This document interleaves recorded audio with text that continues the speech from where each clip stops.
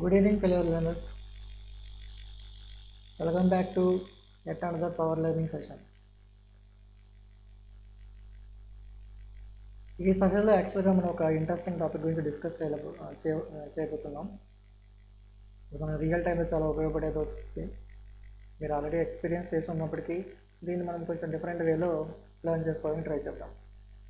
మనం ఎక్కువ time waste చేసుకోకుండా ఈ టాపిక్లో ఎంటర్ అవుదాం. దాని గురించి ఒక డిస్కస్ చేయడానికి ముందర ఒక డైలీ మనము ఈ పవర్ లెర్నింగ్ సెషన్కి ఎంటర్ అవడానికి ముందర ఒక క్లీన్ స్లేట్ రిచువల్ అనే దాన్ని ప్లాన్ చేసుకుంటాం. అది ఎలా ఉంటుంది ఏంటనేది మనం ఒకసారి చూద్దాం. I will share how it will be.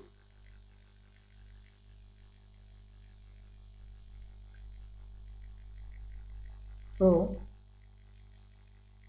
ఈ క్లీన్ స్లేట్ రిచువల్ అనే దాంట్లో ఒక 5 minutes దీంట్లో తీసుకుంటే కనుక ఫస్ట్ ఒక 3 times మీరు ఒక 7-7-7 మోడల్లో డీప్ బ్రీతింగ్ టెక్నిక్ని ఫాలో అవ్వండి. 7 అంటే 7 నెంబర్స్ లెక్క పెట్టేంత వరకు మీరు ఇన్హేల్ చేయండి, బాగా డీప్ బ్రీత్ తీసుకోండి. 7 మళ్ళీ 7 లెక్క పెట్టుకునేంత వరకు హోల్డ్ చేయండి, ఇంకొక 7 లెక్క పెట్టుకునేంత వరకు దాన్ని ఎక్సైల్ చేయండి. సో దీనివల్ల ఫస్ట్ ఆఫ్ ఆల్ మైండ్లో ఉండే క్లటర్స్ ఏమన్నా ఉన్నా, లేకపోతే ఎమోషన్స్ కానీ లేకపోతే ఒక స్ట్రెస్ కానీ రిలీజ్ అవ్వడానికి చాలా స్కోప్ ఉంటుంది. సో ఈ డీప్ బ్రీత్ 3 times అనేది ఎవ్రీ టైం 7-7-7 అనే టెక్నిక్ని బేస్ చేసుకుని ఫాలో అవ్వాల్సి ఉంటుంది. ఇంకా సెకండ్ స్టేజ్లో మీరు చేయాల్సింది డీక్లటర్. మీ చుట్టువారం ఉన్న environment first of all clutter free చేసుకోండి. రెండోది మీ మైండ్ని క్లియర్ చేసుకోండి.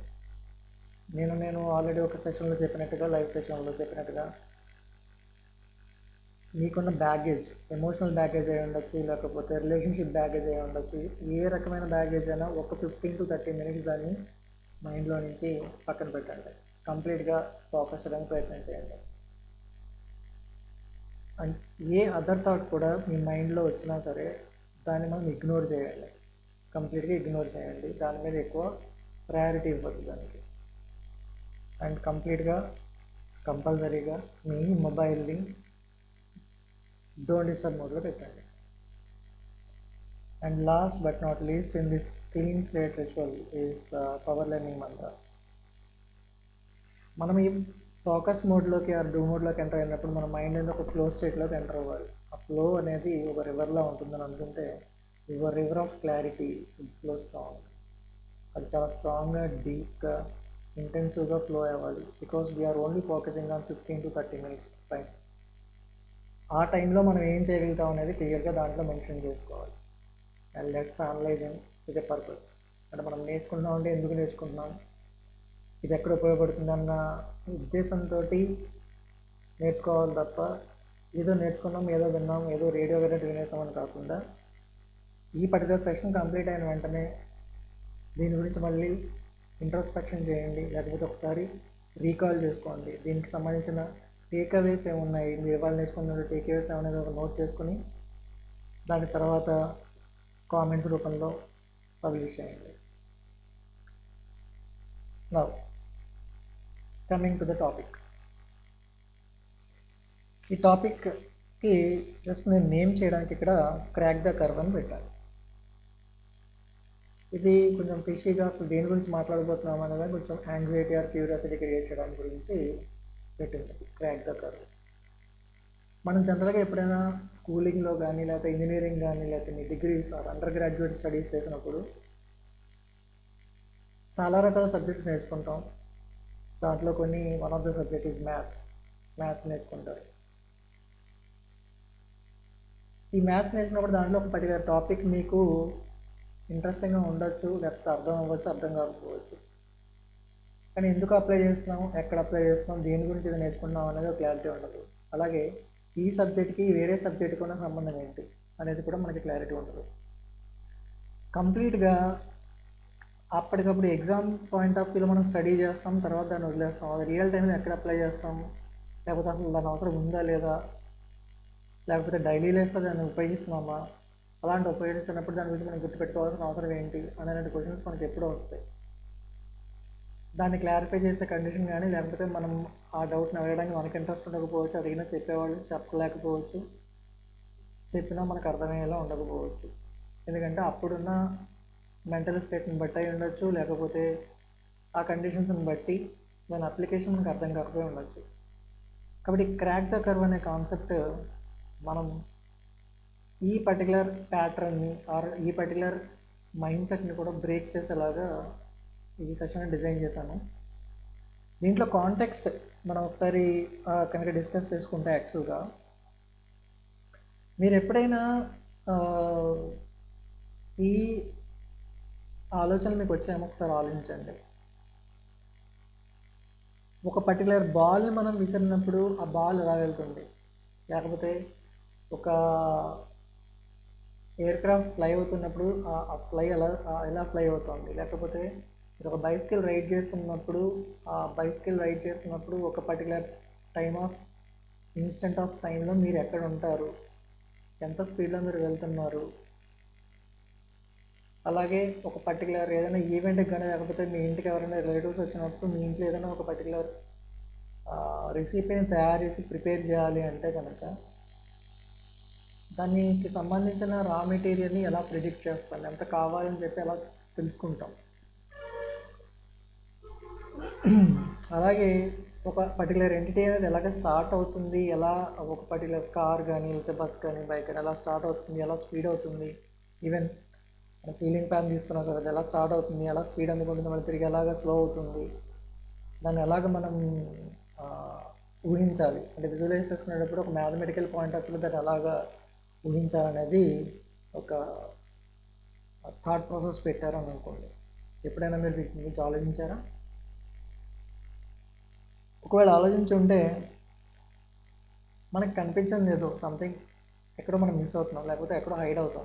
ఒక పర్టికులర్ కాన్సెప్ట్ మ్యాథమెటికల్గా ఏదో ఒక పర్టికులర్ కాన్సెప్ట్ దాన్ని రిజాల్వ్ చేయడానికి, లేకపోతే ఆ పర్టికులర్ డౌట్ని క్లారిఫై చేయడానికి ట్రై చేస్తుంది, కానీ అది మనకు అర్థం కావట్లేదు. అది ఏ కాన్సెప్ట్ అయి ఉండొచ్చు.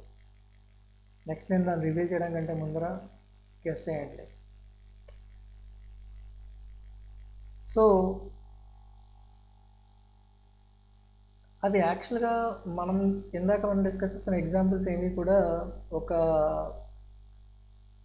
ర్యాండమ్గా జరగట్లేదు. అంటే వాటికి ఏ ర్యాండమ్నెస్ లేదు, వాటికంటే ఒక పర్టికులర్ రూల్స్ ఉన్నాయి.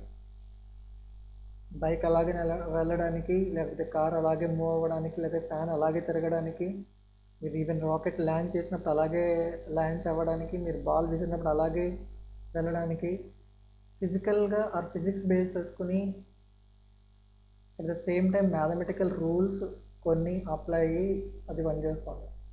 అది ర్యాండమ్గా అయితే పనిచేయట్లేదు.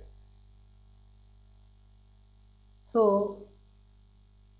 ఏ కాన్సెప్ట్ మనం ఇందాక అడిగినట్టుగా మీకు ఏ కాన్సెప్ట్ యాక్చువల్గా మ్యాథమెటిక్స్ ఈ పర్టికులర్ వాటిని సపోర్ట్ చేయడానికి, అంటే ఇలాంటి ప్రాబ్లమ్స్ మనం సాల్వ్ చేయడానికి, లేకపోతే ఇలాంటి వే ఆఫ్ థాట్ మనకు వచ్చినప్పుడు దానికి వచ్చే సొల్యూషన్, అంటే అలాంటి క్వశ్చన్ వచ్చినప్పుడు మనం దాన్ని ఎలా సాల్వ్ చేయాలనే దానికి ఏ కాన్సెప్ట్ మనకు ఉపయోగపడుతుంది. ఆ కాన్సెప్ట్ పేరు ఐ థింక్ మీలో కొంతమంది గెస్ చేసి ఉండొచ్చు, ఎందుకంటే నేను పెట్టిన టైటిల్ పరంగా క్రాక్ ద కర్వ్. కర్వ్ అనే పదం ఎప్పుడైతే వచ్చిందో అక్కడ పాలినామియల్స్ వస్తాయి. ఎస్, మ్యాథ్స్లో మీరు నేర్చుకునే పాలినామియల్స్ అనేవి ఇందాక నేను చెప్పిన ఎగ్జాంపుల్స్ దగ్గర ఎగ్జాక్ట్గా ఉపయోగపడే ఒక పర్టికులర్ టాపిక్. డైలీ లైఫ్లో మన ఇంట్లో వంటింట్లో వంట చేసుకునే దగ్గర కూడా పాలినామియల్స్ ఉన్నాయి. చిన్నపిల్లలతో మీరు ఆడే బంతి దగ్గర పాలినామియల్స్ ఉన్నాయి, లేదా పెద్ద పెద్ద రాకెట్ ఇంజిన్స్ తయారు చేసి అయితే మిసైల్ గైడెన్స్ సిస్టమ్స్ దగ్గర పాలినామియల్స్ ఉన్నాయి. పెద్ద పెద్ద మ్యానుఫ్యాక్చరింగ్ యూనిట్స్లో మిషన్స్ రన్ అయ్యే దగ్గర వాటి ఈక్వేషన్స్లో పాలినామియల్స్ ఉన్నాయి. ప్రాబ్లం వల్ల అవి ఉన్నాయని మనకు తెలియకపోవడం, తెలిసినా అది ఎలా రిలేట్ అవుతుందో మనకు అర్థం కాకపోవడం, ఒక సబ్జెక్ట్కి ఇంకో సబ్జెక్ట్కి ఆ రిలేషన్షిప్ని మనం బ్రిడ్జ్ చేయలేకపోవడం, లేదా బ్రిడ్జ్ చేసేవాళ్ళు లేకపోవడం. సో ఇవాళ మనం ఆ టాపిక్ గురించి డిస్కస్ చేయబోతున్నాం. అలాగే ఇంకొకటి పర్టికులర్గా పాలినామియల్స్ అనేది మనం ఎలాగే చెప్పచ్చు అంటే ఏదో పర్టికులర్ దాన్ని ప్రిడిక్ట్ చేయాలి అంటే కనుక మనం ఈ పాలినామియల్స్ని ఉపయోగిస్తాం అన్నమాట. సో ఆ ప్రిడిక్షన్ ఎలా చేస్తాం. అండ్ నెక్స్ట్ వన్ ఇంకొకటి, ఈ పాలినామియల్స్ని ఉపయోగించినప్పుడు అసలు దానికి ఎలాంటి రూల్స్ అండ్ రెగ్యులేషన్స్ మనం ఫాలో అవ్వాలి, అండ్ వాటిలో ఇంటర్నల్ కాంపోనెంట్స్ ఏంటి, వాటిని మ్యాథమెటికల్గా ముందు ఎలా ఫార్ములేట్ చేసుకుంటాం, తర్వాత దాన్ని డిస్క్రిప్టివ్గా ఒక ప్రాబ్లం తీసుకున్నప్పుడు, ఇందాక నేను చెప్పిన ఎగ్జాంపుల్ ప్రాబ్లం తీసుకున్నప్పుడు అలాంటి వాటిలో దీన్ని ఎలా సాల్వ్ చేస్తాం అనేది స్టెప్ బై స్టెప్ ఒక 3 పార్ట్స్ కింద మనం నేర్చుకుంటాం. సో దీంట్లో కనుక మీరు అబ్జర్వ్ చేస్తే this is called system of polynomials. దీంట్లో first part 1, part 2, part 3 and bonus angle అని చెప్పి ఒక 4 పార్ట్స్ని డివైడ్ చేశాను. సో ఈ పవర్ లెర్నింగ్ సెషన్ ఇవాళతో కంప్లీట్ అయిపోతుంది ఈ పర్టికులర్ టాపిక్ మీద.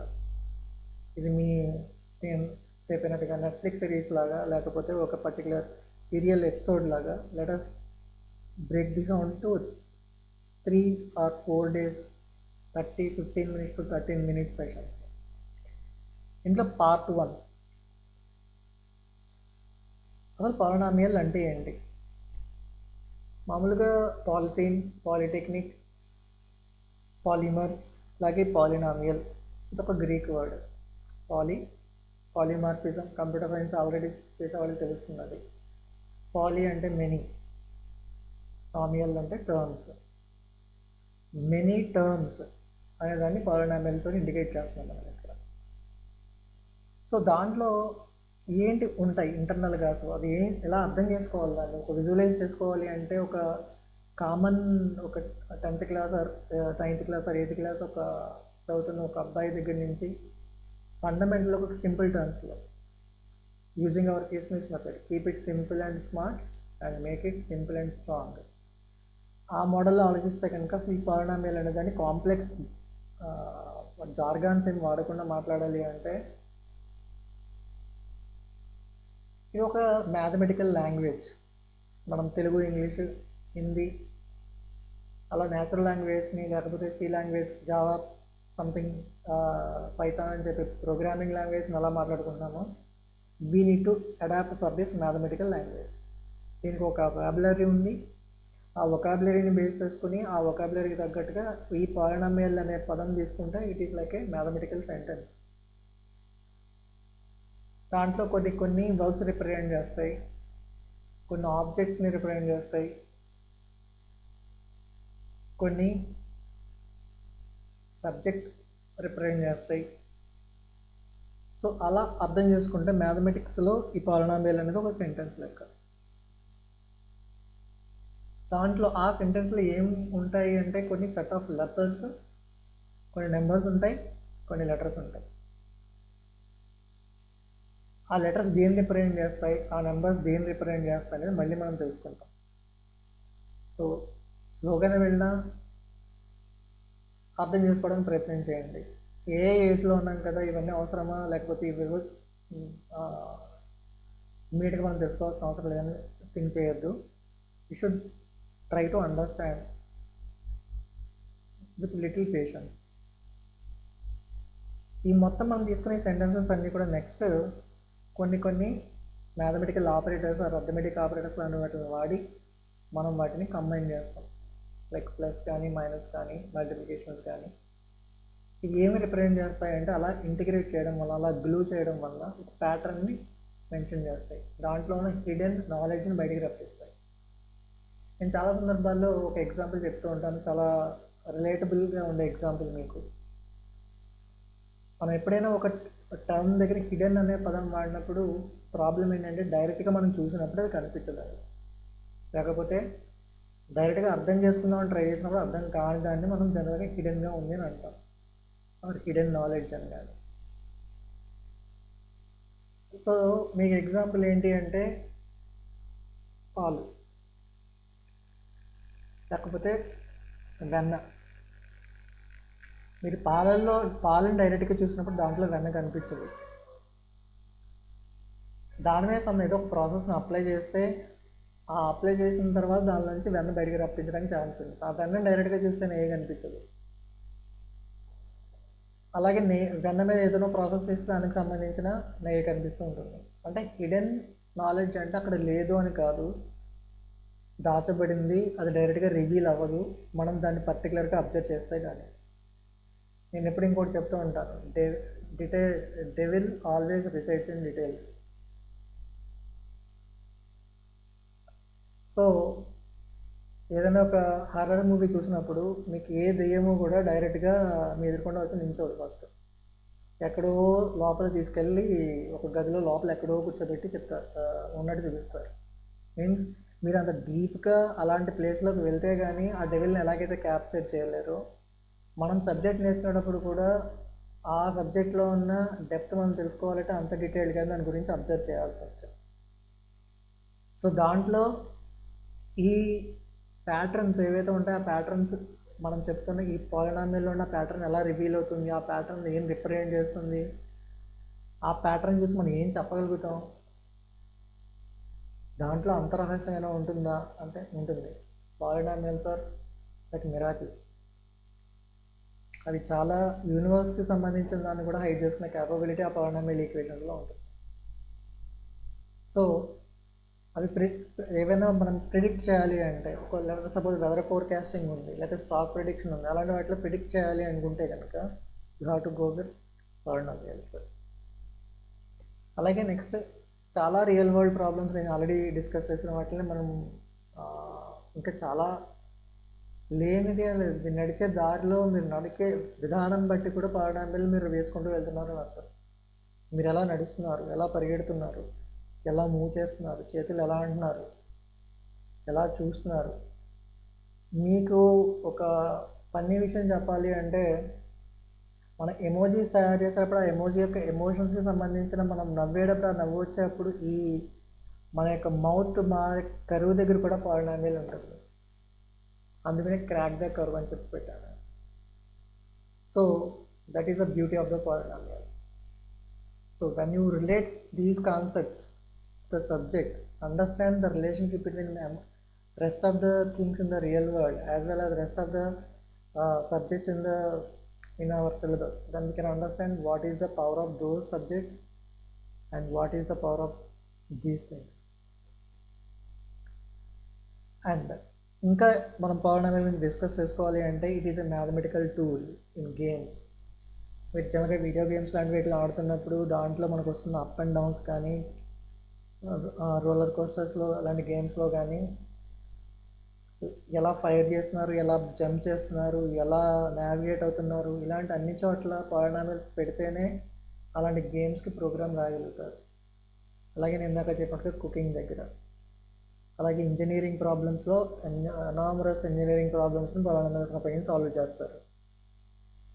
అలాగే నెక్స్ట్ స్పోర్ట్స్లో మనం ఆల్రెడీ క్రికెట్ చూస్తాం, వాలీబాల్ చూస్తాం, త్రోబాల్ చూస్తాం, ఫుట్బాల్ చూస్తాం. వాటిల్లో ఆ పర్టికులర్ మూమెంట్స్ని ప్రిడిక్ట్ చేయగలిగేది polynomial. Autonomous vehicles, self driving cars వచ్చాయి, లేకపోతే unmanned air vehicles, unmanned ground vehicles లాంటి రకరకాల డ్రోన్స్ లాంటివి, ఇలాంటివన్నిటిలోనూ కూడా వాటి వెళ్ళే పాత్ అటానమస్కి ఎలా వెళ్ళాలి, మిసైల్ గైడెన్స్ సిస్టమ్స్ ఎలా వెళ్ళాలి చెప్పేది పాలినామియల్స్లో ఉంటుంది. ప్యూర్గా పాలినామియల్స్ని బేసిస్ మీద సాల్వ్ చేస్తారని నేను చెప్పట్లేదు, కానీ డైరెక్ట్గా అయినా ఇండైరెక్ట్గా అయినా సరే ఆ పాలినామియల్స్ ఎఫెక్ట్ ఈ పర్టికులర్ టాపిక్స్లో ఉంటుంది.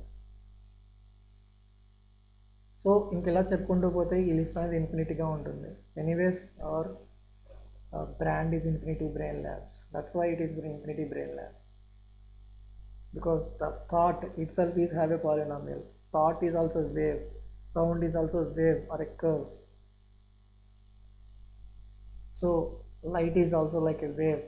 Everywhere if you see, if you observe, everywhere there is a polynomial and it bounds to a certain rule. So ఇంకా సెకండ్ పార్ట్కి వెళ్తే దాన్ని ఎలా రాస్తాం, how to right it. Example కింద మీకు ఇక్కడ ఒక చిన్నది జనరల్గా స్టాండర్డ్గా అందరికీ ఇదివరకు మీరు నేర్చుకునేదానికి రిలేటబుల్గా ఉండేలా ఒక example y = ax² + bx + c అని చెప్పి ఒక ఎగ్జాంపుల్ టర్మ్ తీసుకున్నాం దీంట్లో. సో దీన్ని ఇలా తీసుకుంటే ఇది ఎలా రాయాలి అనే దానికి ఒక ఎగ్జాంపుల్ కింద చూపించాలి, కానీ దీన్ని మనం ఇంటర్ప్రిట్ చేయాలి. అంటే how to understand what each and every term actually means. దీంట్లో ఇక్కడ ax² ఉంది, లేదా ఇక్కడ bx ఉంది. ఈ ఎక్స్ కన్నా ముందర ఏ అనేది కానీ ఈ ఎక్స్ సెకండ్ టర్మ్లో ఉండే ఎక్స్ కన్నా బి అనే దానికి రిలేట్ చేస్తే ఆ ఏ బిసి అలాంటి వాటిని మనం జనరల్గా సి ఇగ్నోర్ చేయం కాసేపు. ఏ అండ్ బి అనేదాన్ని కోఎఫిషియంట్ అని అంటాం మనం. మళ్ళీ ఇక్కడ ఇంకొక కాన్సెప్ట్ మీకు ఇంట్రడ్యూస్ చేయాలి. ఎలాగో మనం పవర్ లెర్నింగ్ సెషన్లో ఉన్నాం, కానీ దీనికి ముఖ్యమైనది ఏంటంటే క్రిటికల్ థింకింగ్. అంటే మనం ఫస్ట్ దీనికి ఒక సెపరేట్ పవర్ లెర్నింగ్ సెషన్ తీసుకుంటాం. What is meant by critical thinking అనేదానికి, and what is meant by power question అనేదానికి, or what is the power of the questioning అనేదానికి ఒక సెపరేట్ చిన్న చిన్న సెషన్స్ తీసుకుంటాను. ఎందుకు ఈ టాపిక్ తీసుకొచ్చాను అంటే ఇక్కడ ax² ఎక్స్ కన్నా ముందు ఉన్నదాన్ని ఏ ఆర్ బి సెకండ్ టర్మ్లో ఉండే ఎక్స్ కన్నా ఉన్న బి ఉన్నదాన్ని యాక్చువల్గా కోఎఫిషియంట్ అంటారు. కానీ ప్రాబ్లం ఏంటంటే కోఎఫిషియంట్ అంటే ఏంటి? Again that question has to be revealed. అది మళ్ళీ మనకి రావాలి.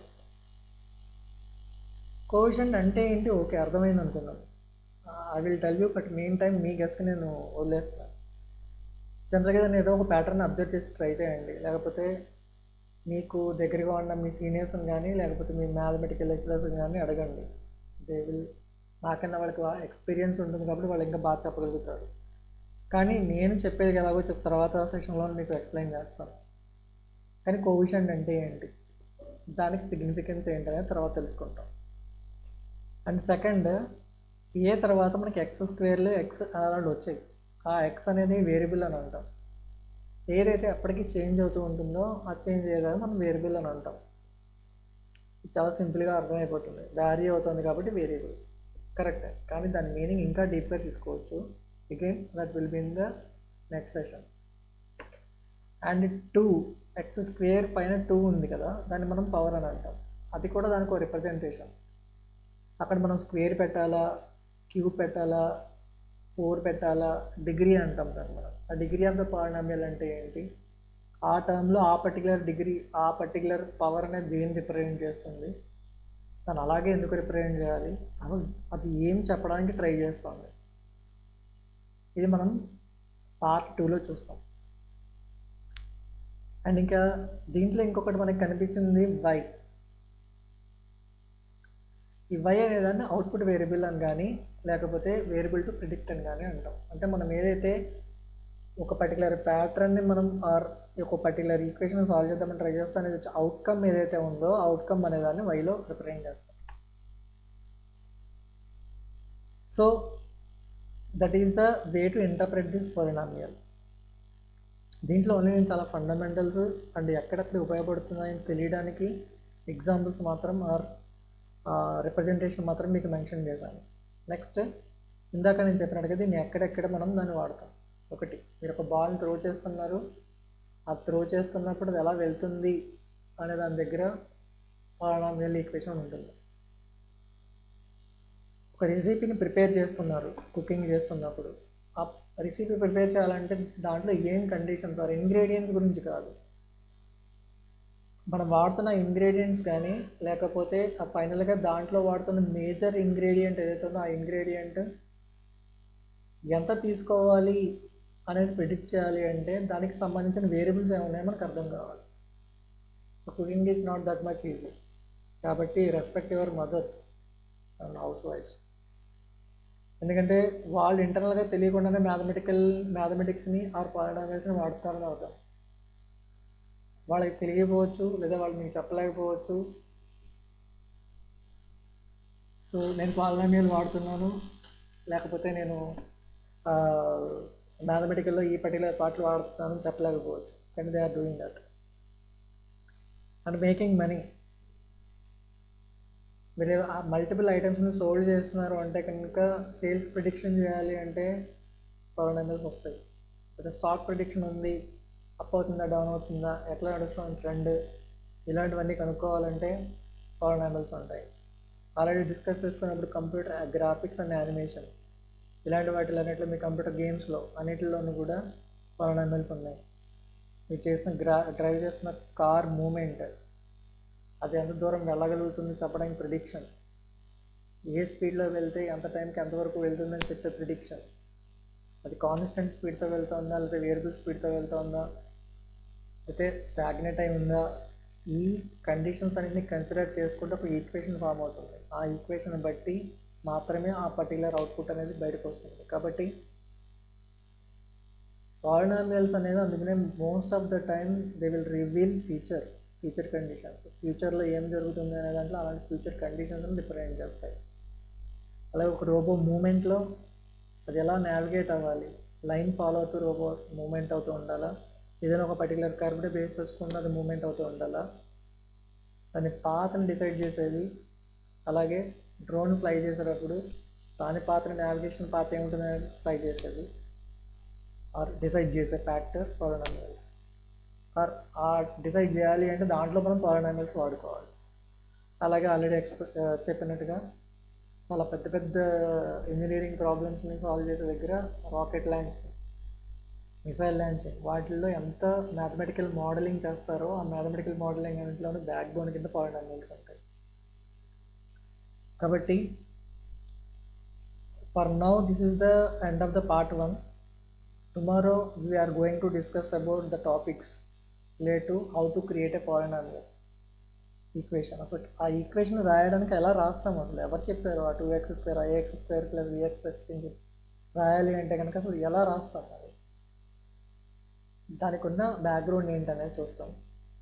పార్ట్ 3లో దాన్ని బేస్ చేసుకుని కొన్ని ప్రాబ్లమ్స్ ఎలా సాల్వ్ చేస్తాం అనేది, దానికి బోనస్ యాంగిల్గా ఆ తర్వాత ఎపిసోడ్లో మనం దాన్ని ఒక ప్రోగ్రామ్ వాడి ఏదో ఒక particular Python or Java or C++ ఏదో ఒక లాంగ్వేజ్ వాడి ఒక ప్రోగ్రామ్ను ఉపయోగించి దాన్ని ఎలా సాల్వ్ చేసి దాన్ని ఎలా విజువలైజ్ చేస్తాం.